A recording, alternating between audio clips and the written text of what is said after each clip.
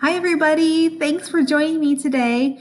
I'm really excited for this opportunity we have to build our social emotional skills together as individuals. This session today is all about you, and it's about kind of building your skills and getting to know more about the things that we're going to be teaching our students. So get comfy, find a place that you can kind of sink down in and take in some learning. Bring some scratch paper along, so we'll do some activities along the way, and we're just going to jump right into it. I wish we could all be together in person, but this is going to have to do today. So the theme of our day is being learners first. So we know that the research tells us that if we're going to be expected to help our students learn to be social emotionally healthy and to learn those skills, that we have to be learners first and we have to build those skills in ourselves. So that's kind of the point of today. And honestly, it's going to be the point of our entire next school year and beyond. I'm going to go ahead and call 2020-21 the year of learning, because I think that it's going to be all about us exploring lots of different areas. And I'm really excited to start it today because I think we're going to continue moving in this direction for a long time to come. So we're going to talk today about self-awareness, which is our first competency, and more specifically, our emotion intelligence. A quick disclaimer is that I'm not an expert. I enjoy this topic and I'm really passionate about it. So I'm learning right along with you. We're going to be learning today a lot from Dr. Mark Brackett, and a lot of this, we'll say most of this presentation is from his book, Permission to Feel. I'm going to hold it up. It's a great read. I would highly recommend it. If you want to continue your learning, we're going to get through about the first 3/4 of it today, and in a brief form. So I won't go into everything, I promise. So you might be wondering, what is permission to feel and why are you making me learn about my emotions and feelings? I think that sometimes that's our first reaction, because we think, I'm a teacher, so I'm here to learn about academic content and I'm here to be the specialist in that area. And all of that's true. We're spending a lot of time today learning about wildly important things. So assessment, how to teach online, being good models of quality instruction, all of those things, super important. I'm going to argue, and I'm going to hope that I can convince you to support this argument today, that our emotional intelligence is equally important to our academic intelligence. And hopefully you'll see lots of reasons for that today. But my first one is that we can't learn and digest anything unless we're in a good place emotionally and we're being emotionally aware. So we're going to spend a lot of time today just diving into that topic. Also, before we get going, I want to read just a quick snippet from the prologue of this book. A lot of times I know when we get a new text, or at least I do, I'm usually anxious to get in and kind of get rocking, and I often skip the prologue. So I'm going to encourage you that if you do buy this book and continue learning, that you don't skip it, because it's lovely. So real quick, Dr. Brackett says, to stop feeling would be like to stop thinking or breathing. Impossible. Our emotions are a big part, maybe the biggest part of what makes us human. And yet we go through life trying hard to pretend otherwise. Our true feelings can be messy, inconvenient, confusing, or even addictive. They leave us vulnerable, exposed, and naked to the world. They make us do things we wish we hadn't done. It's no wonder our emotions scare us sometimes. They seem so out of control. Too often, we do our best to deny them or hide them, even from ourselves. Our attitudes about them get passed along to our children, who learn by taking their cues from us, their parents and teachers and role models. Our kids receive the message loud and clear, so that before long, they too have learned to suppress even the most urgent messages from deep inside their beings, just as we learned to do. I think that that's a wonderful introduction to why this learning is so important, because our kids are learning from us and they are taking the brunt of our lack of having an emotional intelligence. As our society changes and grows and we rely less on learning from other generations and talking and having those great traditions of storytelling, we miss pieces of that. So it's important to get back into that habit.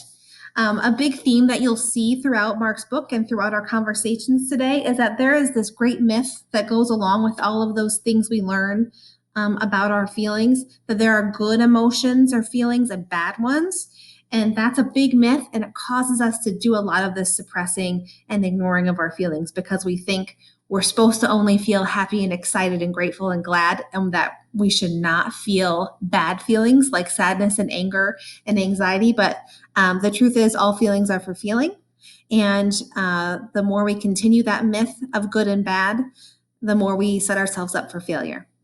So we're going to talk about that. We're going to talk about what happens when we ignore our feelings and amplification, and talk about this as being a true act of prevention. So when we learn about our feelings and our emotions, we are helping our students by preventing a lot of downstream effects that come along with ignoring our emotions or really stamping them down. So getting to know our emotions, becoming emotionally aware, incorporating them into our learning are all wonderful acts of prevention. They're really the first tier that we should be thinking about. Another poignant thing that Mark talks about with our emotions is that when we get to know our emotions and other people's, that they're like a news report from inside of our psyche. So they're really, if once we get to pick up on those cues and signals and we get really good at sensing other people's needs and emotions, that it really gives us kind of that window to the soul type of thing, right? So we can kind of get to where we're coming from, and we just get to connect with people on a much deeper level. So I'm going to read one more quick thing from the beginning of Mark's book. I thought it was kind of a powerful example of why this is important and why if we are getting good at this and we're sending this message out to the world and our communities, that it's something that's important for all people to understand. And it comes from this great example that Mark shared about World War II. And there was a general who was drafting young people for the war. And he found this startling trend that over half of the young people he was sending away, young men, was due to poor nutrition. And he was kind of startled that half of the nation's 17, 8-year-old men were malnourished. And how could this be happening in our country? And so he testified before Congress, and I have my book out because I want to give him credit. Louis Hershey was his name. And he testified before Congress about all these draftees being turned away. And Congress issued a proclamation condemning the fecklessness of the younger generation, and it passed a bipartisan bill, called the National School Lunch Act that we still have today. So Mark does a lot of things comparing this to where we're at now and how our children are really starving for this emotion education, and they really need the skill built up and provided for them. And he says it's time to feed our kids again. I thought that was a beautiful way to jump into our work. So, quick pause. I want you to jot down how you're feeling and think a little bit about maybe how hard it was to think of that word. And then if you're up for an extra challenge, I would challenge you to set a timer for 20 seconds and jot down as many feeling words as you can. So you'll see throughout our presentation that we have these pause pages. And if you're working with the team, terrific. This is a great time to pause together and discuss. If you're working on your own, that's fantastic too. This would be a time for reflection. So I'm going to let you pause. Okay, we're back. Curious to know how many feelings you got in 20 seconds. Interesting research cited all around that says the average American adult can't name farther than the big 3 feelings: happy, mad, sad, which is kind of startling that we don't have that feelings vocabulary. So, hey, if you got greater than 3, you should pat yourself on the back and feel pretty good about that. All right, so we're going to talk next about these big 5 areas where emotions matter most, and how we are going to take those back with us to our day-to-day lives and into our world as educators. Because while this day is all planned for you and supposed to be personalized for you, we know that as educators, that's our whole lives, right? That's more than a job. It's a way of life. So all these things are going to have parallels to our classrooms, and I'm going to draw on those parallels from time to time. So I hope that you can forgive me for that if I go down the school route a little bit too much. Okay, our first example is about attention, memory, and learning. So this is the biggie. I'm really happy that he starts with this one because I think It's the most poignant for our work. So our emotions impact what we attend to, what we process and remember in our long-term memory, and what holds our attention and gets us to stay for learning. So there's a lot more information about the book that talks about all the different ways that how we're feeling in a day or how we're feeling about a subject impacts how much we're rigorously processing that and understanding it and learning about it. It also impacts whether or not we're going to pay attention in the first place. So Mark talks a little bit about making sure that we combine emotion and learning so that it's relevant for students. And I'm going to try to be a good model of that because I know that a lot of us and a lot of you are in a rough place emotionally right now. These last 10 weeks have been hard, right? So we're stressed and frazzled and maybe feeling overwhelmed. Maybe your mind is in a million different places right now, and that's okay. I want to validate that I see you and I know that you have been working your tail off, not just at the job, but at also being good caretakers at home and making sure that you're connecting with your students on top of all the academic piece. So I see you. I know that you are burnt out a little bit at this point. So in order to make sure that your emotions are in a good place and that we are ready to take in this learning today, I'm going to model one of the strategies and invite you to please do it with me for regulating our emotions and getting ourselves in a place where we're ready to learn. So we're just going to do 3 cleansing breaths, and you can follow along with me. We're going to breathe in for 2 counts. We're going to hold it for 3 counts, and we're going to exhale for 5 counts. So I'll follow along with my fingers, even if I look a little bit silly. And we're going to do it, and it's going to just help us to really sink into our learning today and to kind of get our minds ready for this. Okay? Okay, we're going to start. I'm going to sit up nice and tall. Okay, we're going to breathe in, hold it, and exhale. Good. Again.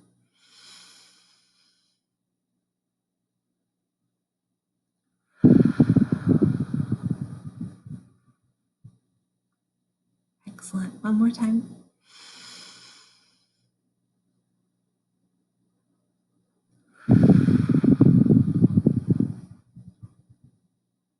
Awesome.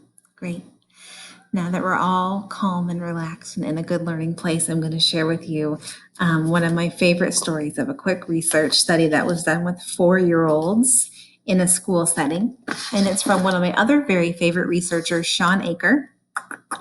My elementary, where's my camera? My elementary special ed teacher, shout out to you because you've heard this study from me before. This is one of my very favorite books.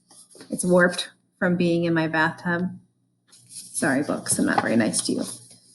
All right, so this is just going to be a nice example of combining emotion and learning to make it relevant and see results very quickly in a classroom. It's called Jello at Lunch. Positive emotions can begin to open our eyes and minds to new solutions and ideas even at a very young age. In one interesting study, researchers asked 4-year-old children to complete a series of learning tasks, such as putting together blocks of different shapes. The first group was given neutral instructions. Please put these blocks together as quickly as you can. The researchers gave the second group the same set of instructions and then asked them first to briefly think about something that makes them happy. Now, at only 4 years of age, these kids obviously didn't have a wealth of happy experiences to choose from. They can't look back on career accomplishments or wedding days or first kisses, so most likely they thought about something along the lines of the Jello they had at lunch. Still, it was enough to make a difference. The children who were primed to be happy significantly outperformed the others, completing the tasks both more quickly and with fewer errors. Really interesting story, and it goes on in more detail and compares it with a lot of other studies that were similar with testing and even like college entrance exams and priming students to think about something that makes them happy or to find their happy place first. and how that really impacts their score. And I know it sounds like fluff, but I can guarantee you I've read oodles of research studies that say our positive mindset and using our emotions has a big impact on what happens next. We're going to move on now to decision making. And if you haven't noticed, there's in the bottom of the screen on here, a lot of times I have cited a different resource, and I have these all on the Google Sheet that you found, or the Google page, to find this video. But I wanted to give credit where credit's due, that I've done a lot of learning from some great researchers and writers. So those are all kind of linked in here. Decision making. So emotions exert an enormous influence over how our minds function and make decisions. However, most of that's unconscious, at the unconscious level, meaning we don't acutely think of it. It's just happening when our feelings are happening. So there's a lot of interesting research that shows positive emotions often lead to different decisions than negative ones. So that means things that you go about doing in your day-to-day life, they might be the same every day, but you're going to do them differently based on how you're feeling. The same happens in our classrooms. So if a student misbehaves in your class and you're in a good mood, you might use it as a learning example, or you might just ignore it, or you might just smile and give them a wry, I need you to stop. But if that same exact misbehavior happens in a day that you're in a bad mood, you're feeling anxious about something, or you're feeling mad or depressed or worried or overwhelmed or stressed, you might respond very differently. In fact, you will likely respond very differently because of how your emotions are impacting your decisions. So what Mark's research is really asking us to do is becoming more emotionally aware about ourselves will allow us to stop and take a minute to reflect on that before we react. Not even a minute. It only takes about 5 seconds sometimes to stop and think, how would I react to this if I was in a good mood, right? There's an interesting Yale study on grading. I'm going to have to look at my notes because I forget what page it's on. And you know what I found afterwards? Almost all of the studies that I cite today are from Yale, and I promise I didn't even think of that. It wasn't part of my planning. Okay, where did my Yale study go? There it is, Yale study. Okay, so this is an example from the classroom setting of how our emotions impact our decision making. In an experiment conducted at Yale, teachers were divided into 2 groups. One was told to remember and write about positive classroom experiences, and the other group was assigned to recall a negative memory. Then they were all asked to grade the exact same middle school essay. The positive mood group marked the essay a full letter grade higher than the negative mood group. When we asked the teachers if they believed their moods affected how they evaluated the papers, 87% said no. They didn't believe it. They thought that they were in greater control of their rational decision making and didn't believe it until they saw the results of the study. That was poignant to me. That made me think about how our emotional awareness impacts really important things like grading and report card writing and all those things. So we're going to do a quick activity, and I want you to think about a time when you came to work and you weren't at your emotional best. It could have just been a morning, could have been a whole stinking month where you were in the gutter, and you are allowed to do that. Like, that happens. There are some times when our emotions carry over. But think about your interactions with your students and your colleagues that day. So let's think about a day, and think about if there's anything that you do differently now, reflecting back on that, if you were being a little bit more emotionally aware. So pause here with your team or with yourself and do a little discussing about that. Okay, we are back, and we're going to talk now about relationships and how our emotions impact relationships. And you might think that this is a really obvious one, because obviously our emotions are going to be involved in our relationships. But really what Mark talks about here is how our emotions are constantly sending a signal to others that we meet to either approach us or avoid us. And that this happens non-verbally a lot of the time. So he talks about relationships, not just with our romantic and family relationships, but with everybody we come in contact with in a day. So whether that be our cashier at the supermarket to our neighbors down the street, that our relationships with them are based on the emotions that we are signaling through our tone of voice and our body language and our facial expressions, and whether or not we're sending messages to come to us, attract, or to avoid, go away. And when I was reading about this, it made me think about people I know who are magnetic, who have those magnetic personalities that you would always stop and chat with. If you come across them in your typical workday, whether it's just a quick minute. And then there's also those people that we avoid, right, at all costs. If you're at Target and you see that person coming down the aisle, you are going to make a beeline with your car the other direction. So think about those people and what it is that makes them magnetic or avoidant and how they make you feel. Is it based on what they say, or is it based on their nonverbals, or maybe a little bit of both? So maybe just that's something that you can be thinking about is magnetic and avoidant people. And if you've ever been the magnifier or the avoider, and if you know, how do you know? Because most of us don't even do it on a conscious level. So thinking about what messages we're sending out to the world to either attract people to come to us or to stay away. Now, the more concerning piece in this chapter is about mixed messages. So sometimes, what our bodies do is different from what we need.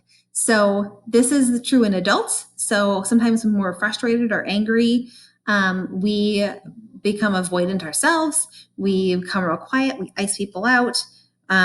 Maybe we isolate. And what we're actually needing is some human connection. But more concerning are our students.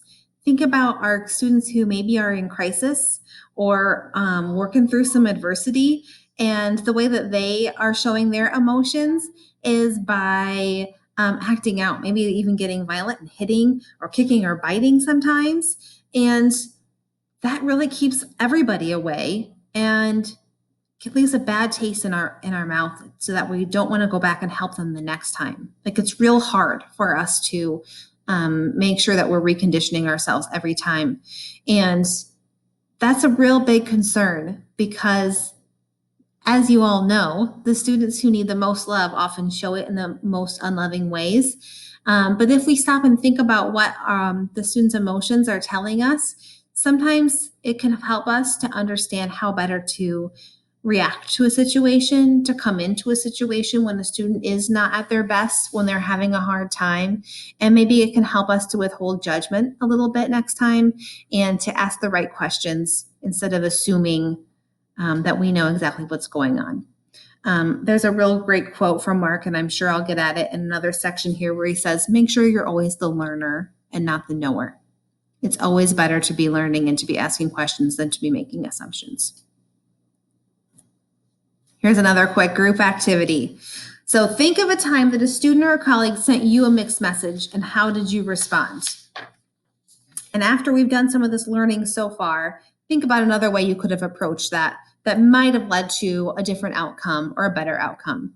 Now, I'm going to give a quick caveat to give yourself some grace here, because hindsight is always 20/20, right? So this is not about shaming and blaming. This is about reflecting and thinking about how we might come at a situation differently next time. So pause and discuss or reflect. All right, we're back and we're going to talk about health now and how our emotions impact our health, not just our mental health, but our physical health.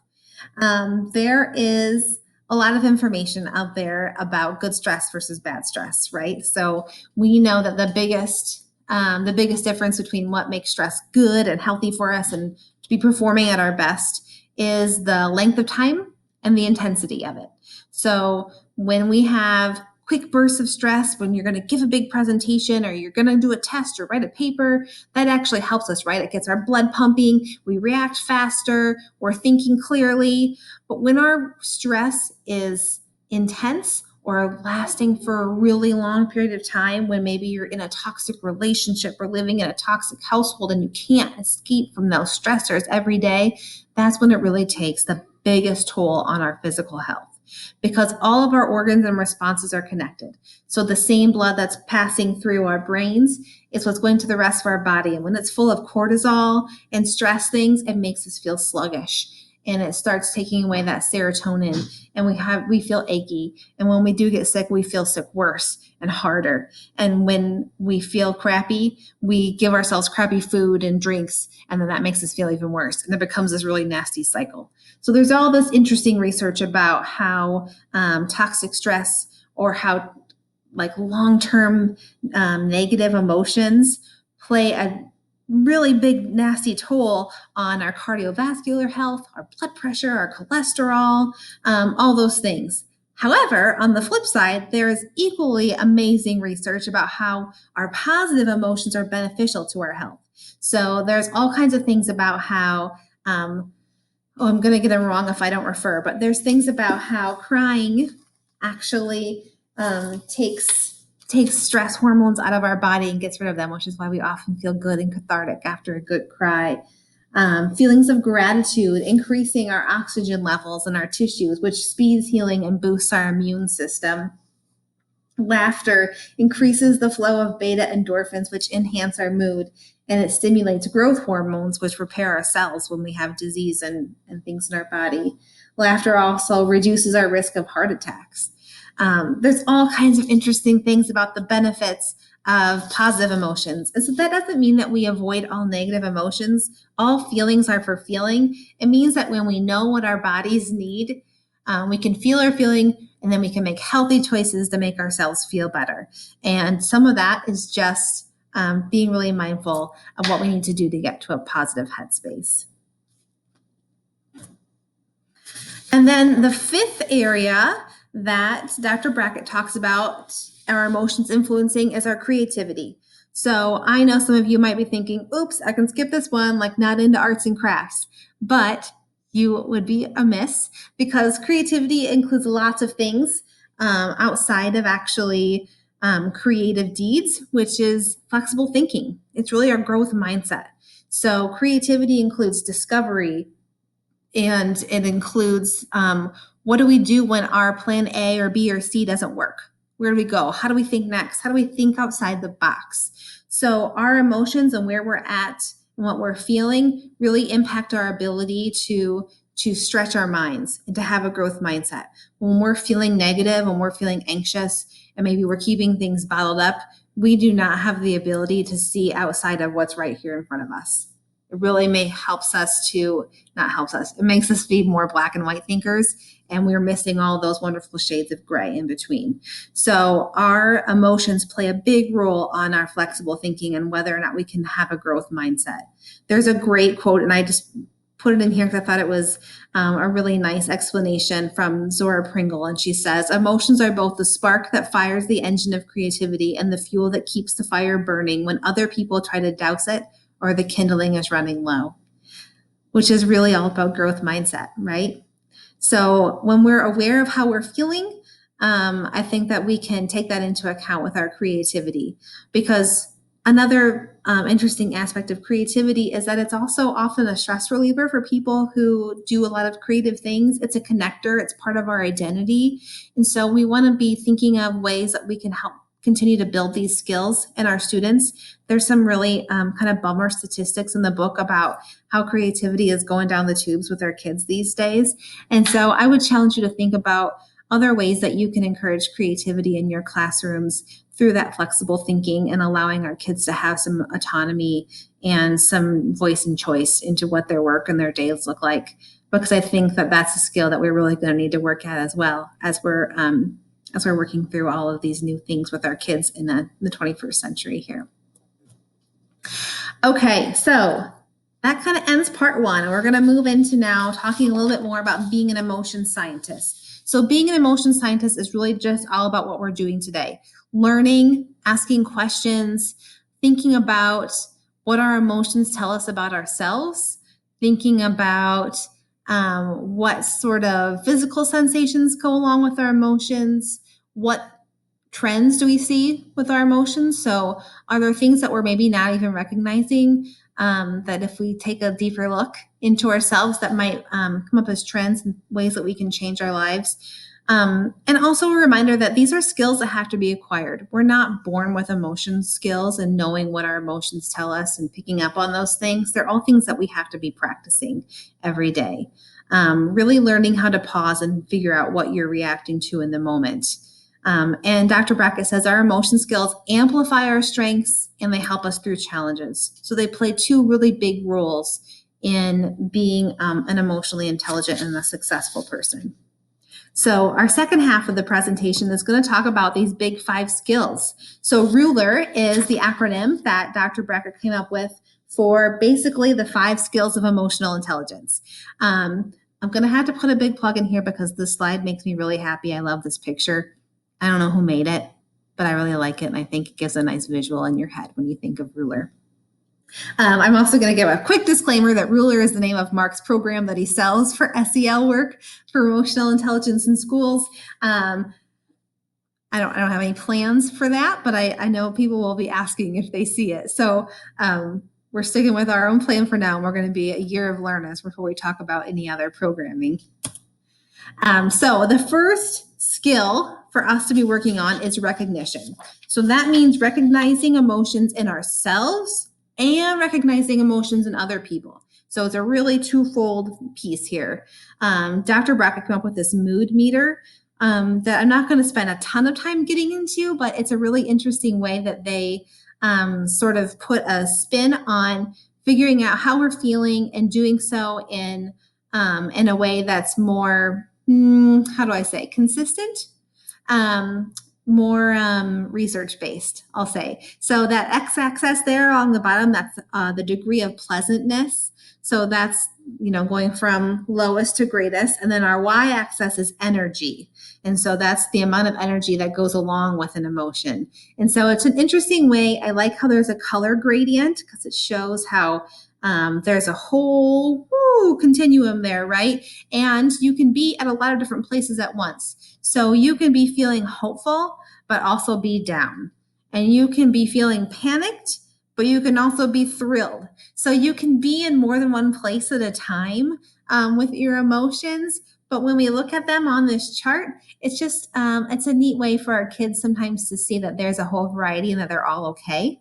And I also liked how it really plays nicely with our zones of regulation materials that some of us use because the colors kind of play off the same themes. In this theme of recognition, Dr. Brackett talks a lot about how most of our communication is nonverbal. So I don't know what the percentage is. I'm going to go ahead and say somewhere around 90% of our communication comes from our CPI people. You'll know this: tone of voice, our facial expressions, and our body language. I was trying to think of our acronym that we go over in CPI. Total voice control. Yep, tone, volume, cadence. All those great things. So all of those pieces that go together to say it's not about what you say, it's how you say it. That is true. That is research-based. So we send so many more signals to people about how we're feeling and how we want them to approach us through our nonverbals than by anything that we say. There is a lot that goes into that between cultures too. That's really interesting. And so I think that if you can be aware of the signs and signals that your body is sending, but also learn those of the people around you, it gives another one of those windows into how people are feeling. So our next activity is a fun one, in my opinion. We're going to watch this video and there's no words in it. And I want you to jot down the names of all the feelings that you can see in this quick, I think it's less than a minute and a half video. So think about how many feelings that you see as this is playing, and then you can compare with your team or with me.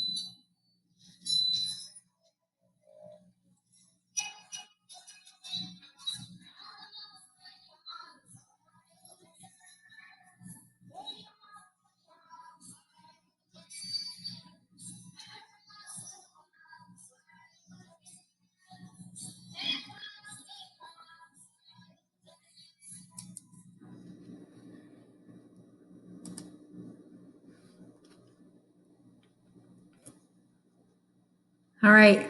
I want to know how many you got. Let me know. People who are working on their own, I got 20.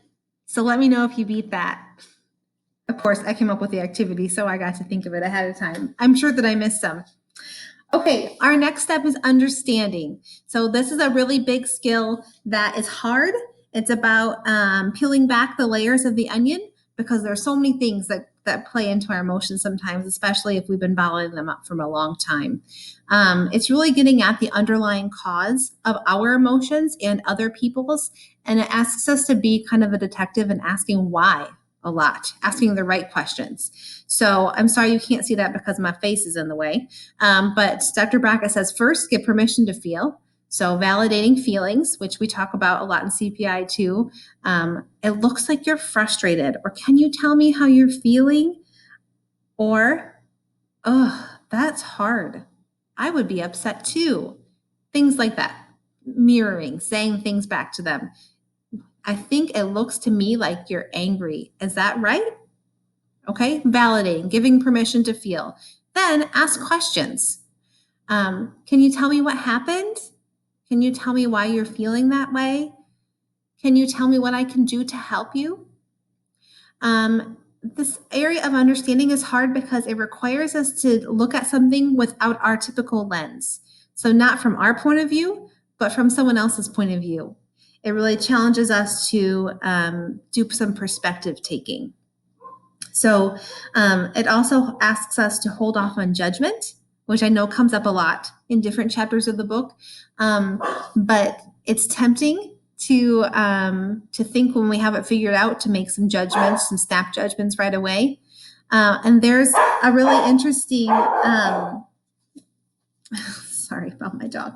There is an interesting example in the book, and I think it's not unlike what most of us have experienced in our classrooms. But it talks about how it would typically be handled, and then when you're trying to work on your skills of understanding how you might manage it differently. I can't pause to go tell my dog to be quiet. Apologize. Okay, so it talks about you're in a classroom and two of your students, Ian and Layla, they are working together on a science project, and it's sitting nearly finished on Layla's desk.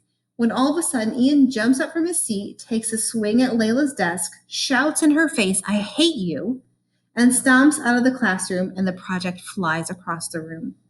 Layla picks up the ruined project and starts crying. You know you're not going to have an easy time calming down either child, and your instinct is to go and get Ian back in the room and make him apologize. So this is a critical moment, it says, in our attempts to understand emotions. It's easy to get this part wrong because we focus on behavior rather than what might have caused it. When we do this, it's like treating the symptom and not the disease. As a result, the best we manage to do is to modify behavior by force, and it distracts us from the underlying cause. Had we been able to restrain our impulse to control and punish, what could we have done differently in the classroom? Certainly, behavior such as Ian's has to be addressed. But rather than cast one child as the wrongdoer and the other as the innocent victim, we might have withheld judgment and talked to them separately, asking a few simple questions such as, what happened? How are you feeling? And why do you feel that way? Had the teacher done this in this situation and then pursued the answers through lots of follow-up questions, they might have found out that 10 minutes before Ian's explosion, Layla had announced to the entire group of students that Ian still went to bed, and that she knew because his sister told her. Some might say that that doesn't make a difference and that Ian's behavior needs to be punished either way.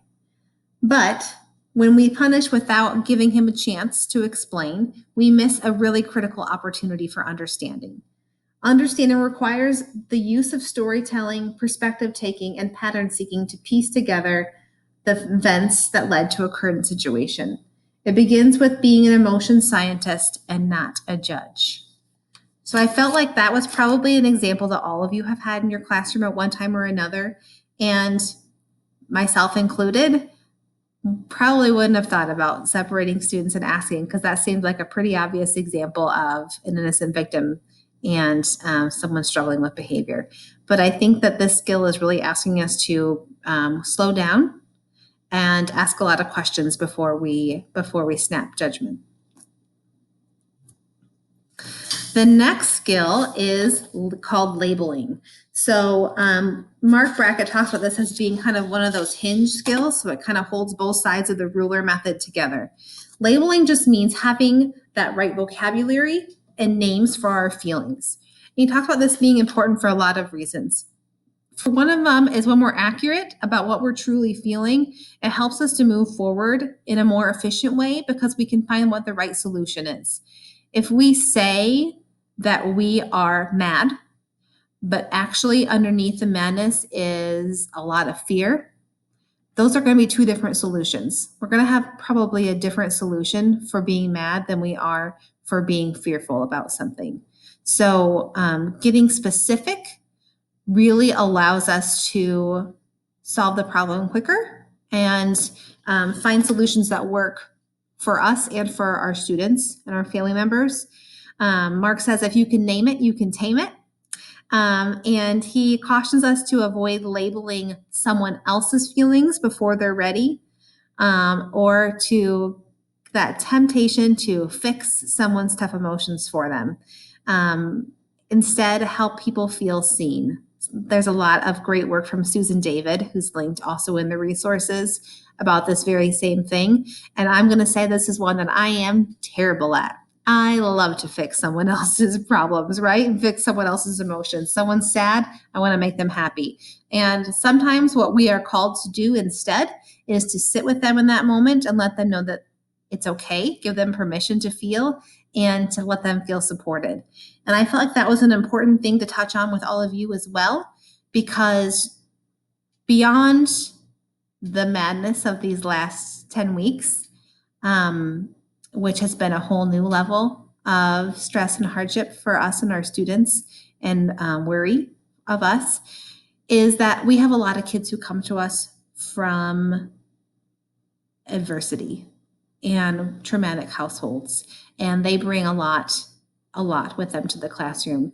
And as nurturers and educators and helpers, what we want to do is we want to take all that hurt and all of that stress away from them. And I'm not saying that that's not a noble cause and something that we should always be striving to be helping. What I'm saying is that when we try to fix it without allowing them to feel it, then sometimes that pain just gets doubled, because now it's our pain and their pain, and there's no solution in there. So sometimes, and I need to remind myself of this all the time, instead of just trying to switch someone's mood when they're feeling sad or they're feeling fearful or anxious or overwhelmed, we can help them label it and name it. We can give them permission to feel it. We can ask what I can do to support you, or we can just show up for them and help them feel seen. I see you. I'm here for you. And I will always be here if there's something that I can do in the meantime. So giving you permission sometimes that you don't have to always fix it, that teaching our kids these skills and helping them to name it and helping them to find tools for their toolbox to help themselves feel better is really a great thing for them in the long haul. It's a great way to help our students.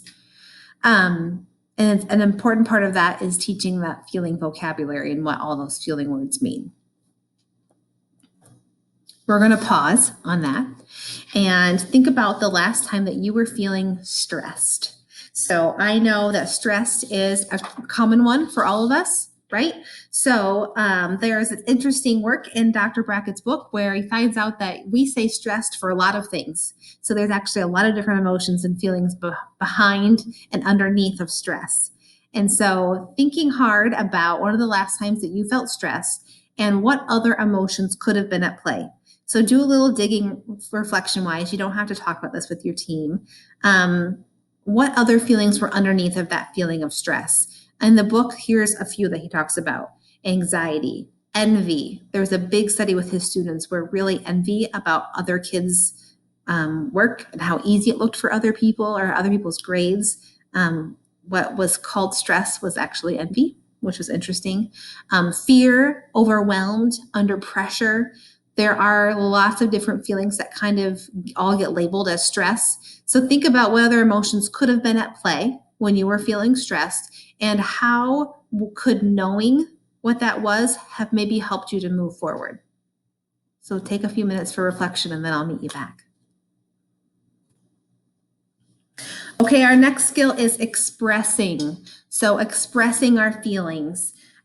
Here is what Mark calls the scariest of the steps, because it means saying it out loud. It means being honest with ourselves sometimes, which is a hard one when we're trying to just shove that down. I don't have time to confront that, right?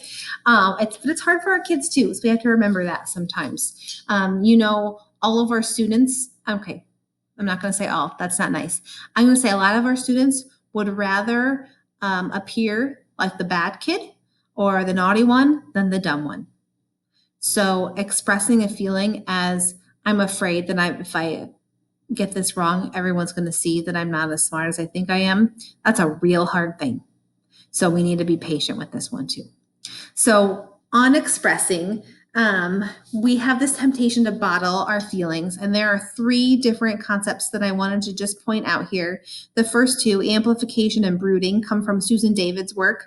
It's linked in our resource sheet. She has an interesting TED Talk as well as a great book called Emotional Agility.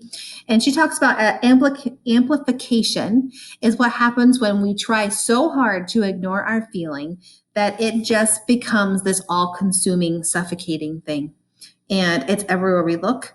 It's part of everything that we experience, because the harder we try to not think about it, the more we think about it with everything. So we can't look at something and not think about it. It just takes over our world, and it's taking over because we're tamping it down so hard and we're so reluctant to think about it and work through it. Brooding, on the other hand, is when we're trying not to think about our feeling, and so instead we kind of become it. So it kind of becomes, we can't see anything else. The feeling is you. So if you're feeling blue, then everything you see is sad. Everything around you is sad. All the feelings are sad. If you're feeling angry, everything else is terrible. Everything is angry. Everything is fitting into that. So it's kind of like we change ourselves the color of that feeling, and then everything we see, we're seeing through that lens of color. The third thing, hiding, that comes from Brene Brown's work. Brene Brown, who I adore, and we'll just hear a little snippet from today, does a lot of research on shame and on vulnerability. And she talks about hiding as being when you stop doing the thing that caused the pain or caused the feeling that you're trying to avoid. So say you tried to learn to ride a skateboard and you fell and hurt yourself, and other people saw you, and that was really embarrassing and shameful. So you never get on a skateboard ever again.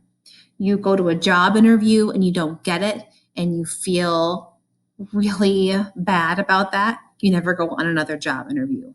Hiding is this really common thing that we do, and it's all about our emotions, and it's all about trying to avoid that pain or that thing that we don't want to think about.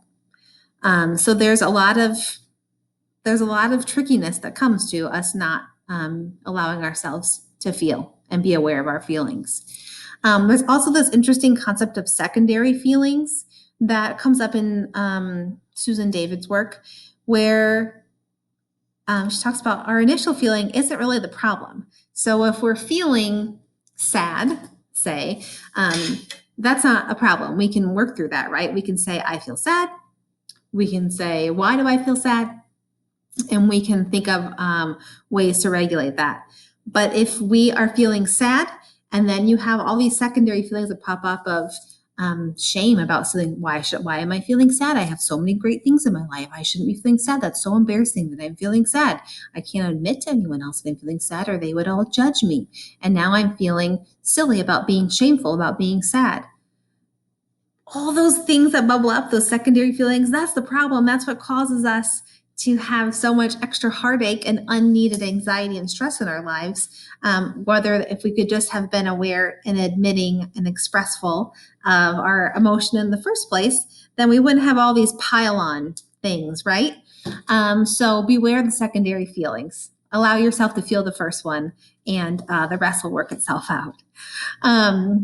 Susan also talks about that subtle nuance of when we are expressing our feelings, to use the terms I feel instead of I am.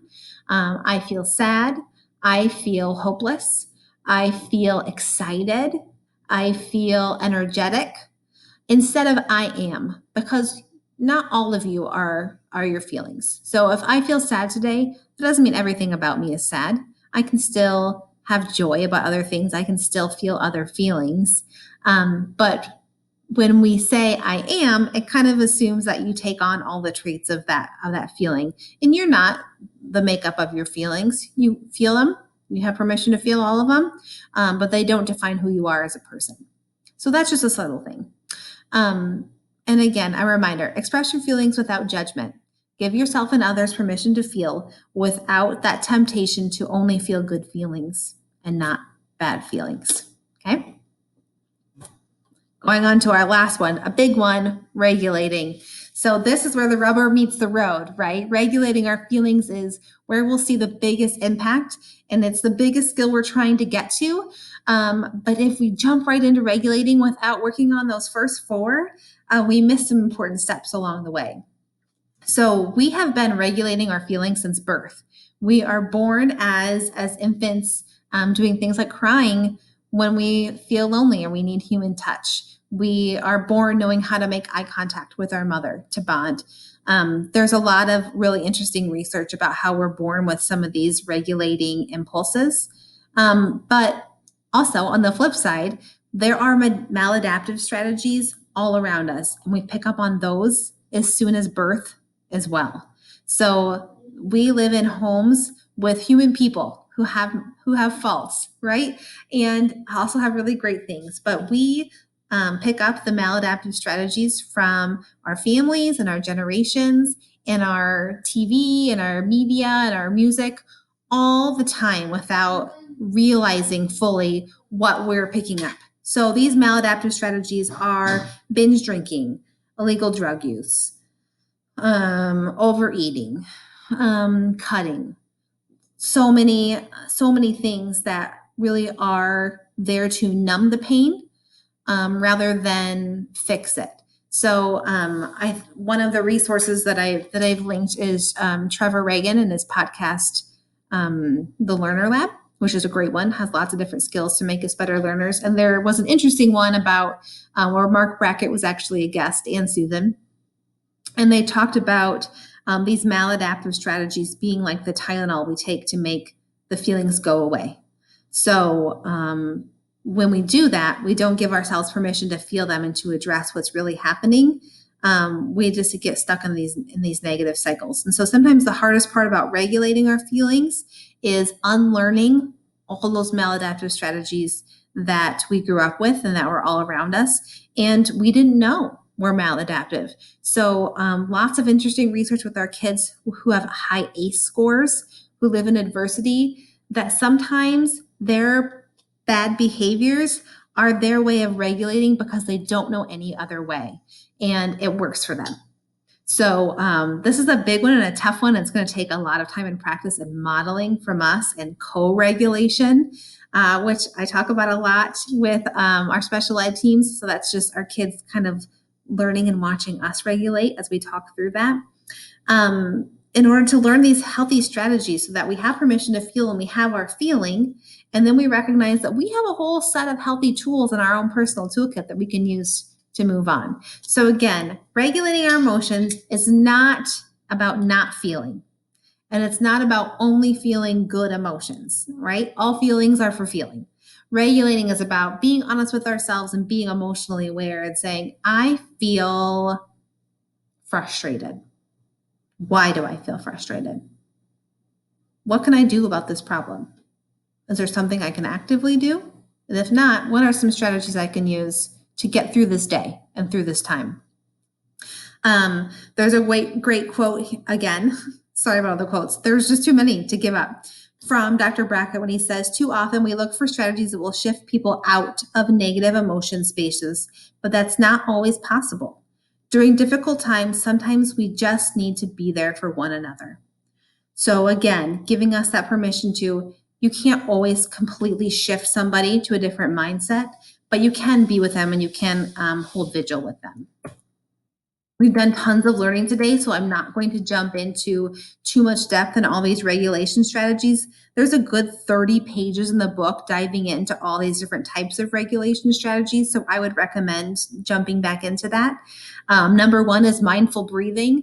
If you had the opportunity to learn from Dr. Desautels with us as a district in November, she taught us lots of interesting strategies for mindful breathing, and the research behind it is huge. I know it sounds silly, but it is the number one thing that you can do to hit the reset on your emotions and that kind of brain-body connection there.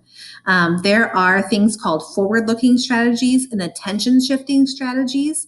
And again, these are things where you recognize how you're feeling in the moment and ask yourself why. And then you think about, what could you look at in the future to focus on right now to get you through this hard time? Or what could you shift your attention to that is going well and is positive in this time? And then there's cognitive reframing strategies. And these are things you would work through probably in more of a therapeutic setting at first, but they are things we can bring back and teach to our young people about changing our perspective and changing the way that we look at the world. But it does take a little bit more practice and learning for yourself before you can guide that. The big one that I want to touch on, because I feel like it's so powerful, and if you only leave today's module with one tool, I would love for it to be this, and it's called the meta moment. And in simple terms, a meta moment is just a pause. And I don't want to get it wrong, so I'm going to maybe read a little bit about the power of pause. So they call it meta because it's a moment about a moment, which I thought was kind of cute.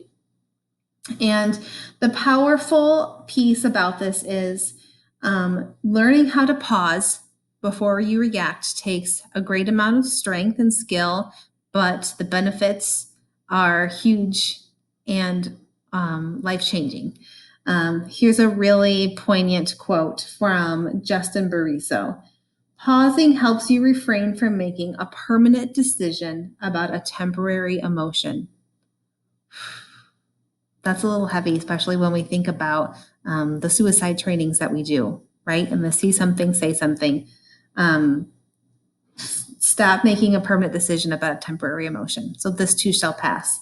Pausing and taking a deep breath activates the parasympathetic nervous system, which reduces the release of cortisol, which is a major stress hormone, and naturally lowers our emotional temperature. So if you can teach your students one strategy, teaching them to pause before they react and respond might be the most powerful thing that they're ready to take on as they start. So I would encourage you to think about how you can learn and practice the skill of pausing when you're dealing with any sort of emotional thing. I want to end with this brief video from one of my heroes, Brene Brown. And I think it really is a nice reiteration of all the things we've been working on today.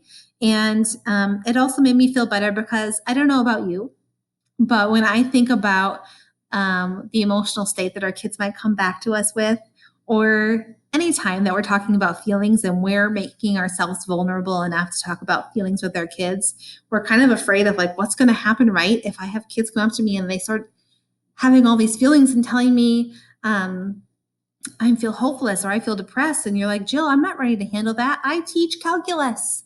I teach math. Like, what do I do when they come to me with these big feelings? Can't do it. And I'm here to tell you that you can. And listen to this great short clip from Brene that somebody animated. It wasn't her. And it'll hopefully just reassure you that we can do this and we can do hard things. And we don't have to have all the right answers all the time to fix it.